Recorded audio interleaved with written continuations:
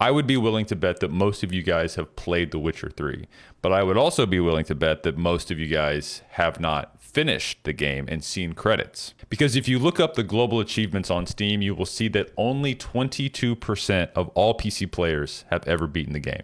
And that's a shame because The Witcher 3 is a really good game. And so what I want to do is give you guys a cheat code. This is a hack on how to beat games like The Witcher 3, and I promise you'll get more enjoyment out of these titles if you see credits roll. And the cheat code is this. Stop doing side quests and put the game on easy and just go through the world and feel like you are a god among men, and every enemy you face, you cut them down with your sword because you're just better than they are. And this tip is really important for The Witcher 3 because the first 7 hours or so of the main storyline are kind of slow.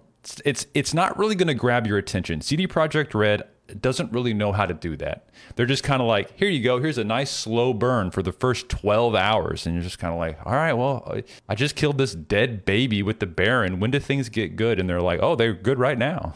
Okay. All right. But things do open up eventually, but you have to get through that first part of the game. I know most of you will say, well, easy sucks because you're not going to have the immersion that the developers intended when they built this title, and you need some sort of a challenge to actually feel like you're Geralt. I would disagree with that because if you are unable to beat these games because you get open world fatigue, then there's something wrong there that needs to be addressed. There's something about this game and the way that you're approaching it that's not vibing with you in a way that allows you to see those credits roll at the end of the game. And most likely, you're trying to do too much stuff and you're hitting too many walls or blockades in the way you're playing these games that are slowly whittling down your motivation to keep playing. And then after about 30 hours or so, you're like, well, that was a pretty fun time, but I think I'm done with this game because it's just not really holding my attention anymore.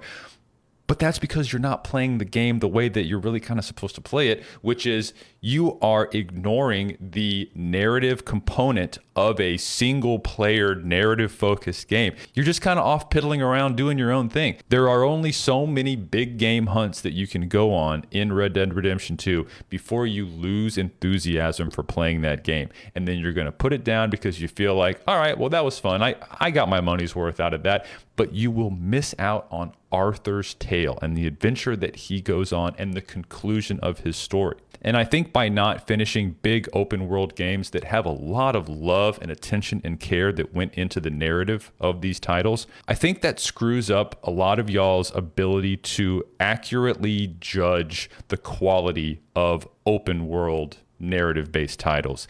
And because you're not actually engaging with the main storyline, you're turning a narrative-focused game into an MMO.